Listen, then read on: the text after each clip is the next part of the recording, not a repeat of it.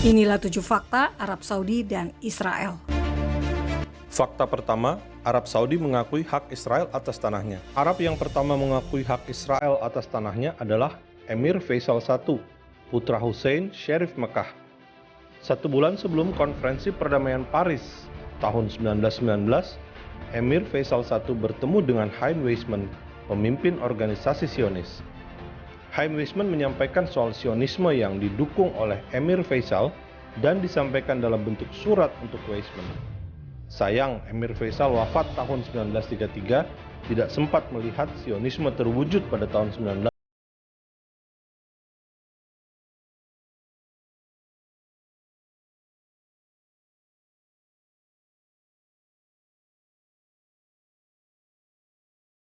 Arab Saudi menjadi kerajaan sejak tahun 1932 setelah Revolusi Arab melawan Ottoman. Saat PBB membagi dua tanah Israel menjadi Arab Palestina dan Yahudi Palestina, Arab Saudi menolak. Delegate from Saudi Arabia arguing against partition.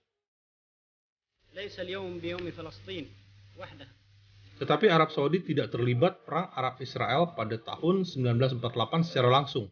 Setelah kekalahan 5 negara Arab tahun 1967, Arab Saudi mulai mendanai negara-negara yang hendak melawan Israel dan kelompok anti-Israel di kalangan kampus di Amerika Serikat. Tetapi putra mahkota Pangeran Muhammad bin Salman, MBS, dalam sebuah wawancara menyatakan Israel berhak atas tanahnya.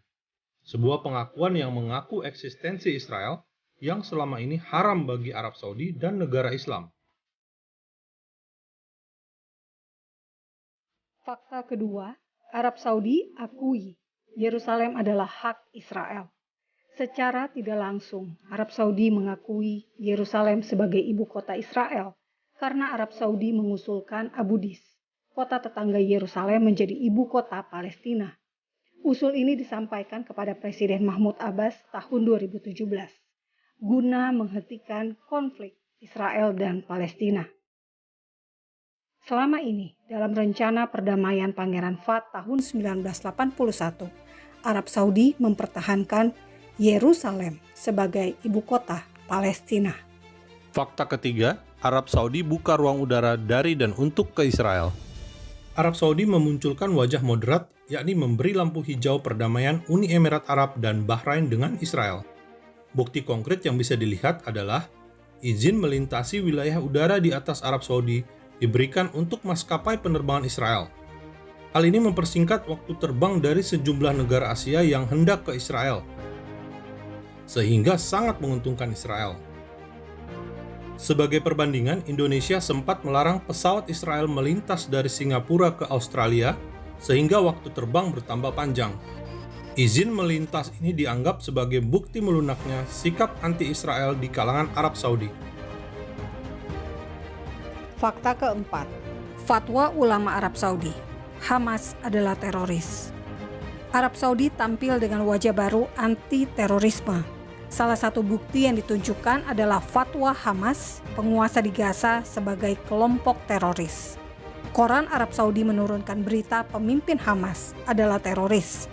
Tidak main-main, Arab Saudi, Uni Emirat Arab, Bahrain, dan Mesir memutuskan hubungan dengan Qatar sejak 2017 karena Qatar mendanai Ikhwanul Muslimin, pendiri Hamas. Selama ini, Qatar menjadi penyokong dana untuk Hamas dan otoritas Palestina. Hezbollah di Lebanon, ISIS di Irak dan Suriah juga dikategorikan sebagai teroris oleh Arab Saudi. Di dalam negeri, ceramah di masjid dipantau untuk mencegah ekstremisme. Arab Saudi juga membentuk koalisi anti-teror muslim beranggota 41 negara. Saudara, Arab Saudi berusaha memulihkan citra melawan terorisme setelah Osama bin Laden, warga Arab Saudi, menjadi pelaku serangan 11 September. 15 dari 19 pelaku pembajakan pesawat berasal dari Arab Saudi.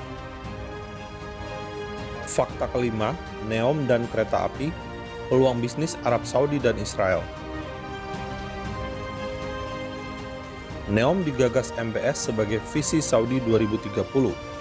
Terletak di kawasan Provinsi Tabuk yang berhadapan dengan Teluk Aqaba Laut Merah yang berbatasan dengan Mesir dan Yordania.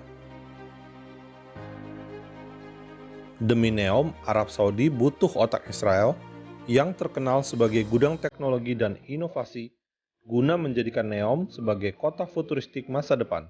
Selain Neom, Arab Saudi, Uni Emirat Arab membangun rel kereta api menuju pelabuhan Haifa di Israel.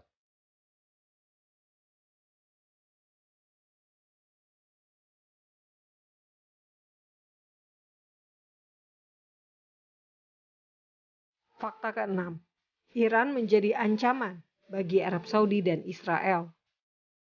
Arab Saudi dan Israel merapat karena sama-sama dimusuhi Iran.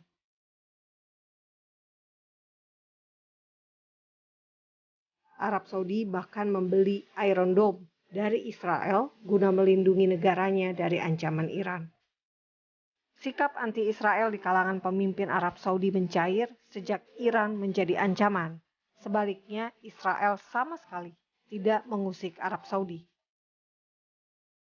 Ambisi Iran menguasai Timur Tengah dengan membangun jaringan Syiah di Lebanon, Suriah, Irak, hingga ke Yaman membuat Arab Saudi mengubah orientasi politiknya.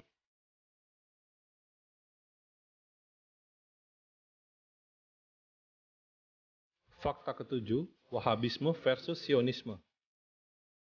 Wahabisme adalah ideologi keagamaan resmi Arab Saudi. Wahabisme yang kental dengan gerakan Puritan Islam, fokus pada hukum-hukum Islam yang sangat ketat. Jika Wahabisme fokus kembali pada kemurnian agama Islam, Sionisme fokus pada kembali ke Sion, ke Yerusalem, tanah nenek moyang bangsa Israel. Sionisme sudah terwujud tahun 1948 ketika Israel berdiri. Sebaliknya, Wahabisme masih terus diajarkan dan disebarluaskan hingga keluar Arab Saudi. Wahabisme kental dengan intoleransi. Sionis bisa hidup berdampingan dengan ras dan agama lain. Terbukti Israel sebagai negara mengakui hak umat beragama lain. Saudara, sebagai penguasa dua kota suci Islam, Arab Saudi adalah patokan umat Islam dunia. Fatwa ulama Arab Saudi menjadi rujukan para ulama Sunni sedunia. Tahun 2017, putra mahkota Saudi mengatakan akan kembali ke Islam moderat.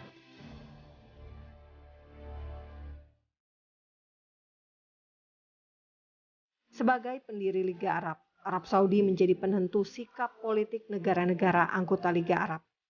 Dengan demikian, Arab Saudi yang berubah menjadi moderat, terbuka, dan mendukung hak asasi manusia adalah Arab Saudi yang kita harapkan. Arab Saudi yang menunjukkan perubahan dengan mengangkat hak-hak perempuan.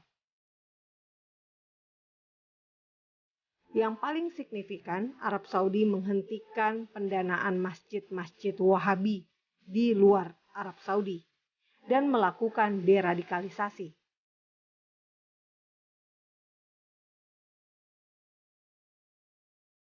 Munasaha contohnya adalah program deradikalisasi pemerintah Arab Saudi.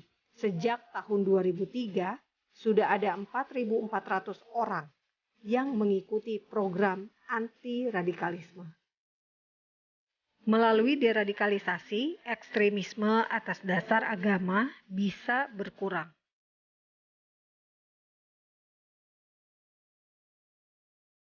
Sebagai kerajaan, Arab Saudi bisa dengan mudah mengubah kebijakan politik menjadi moderat.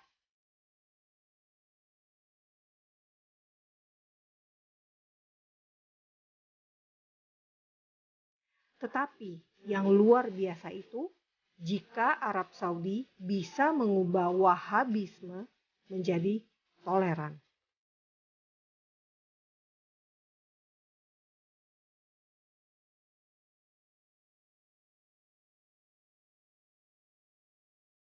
Salam damai dari Fakta Israel.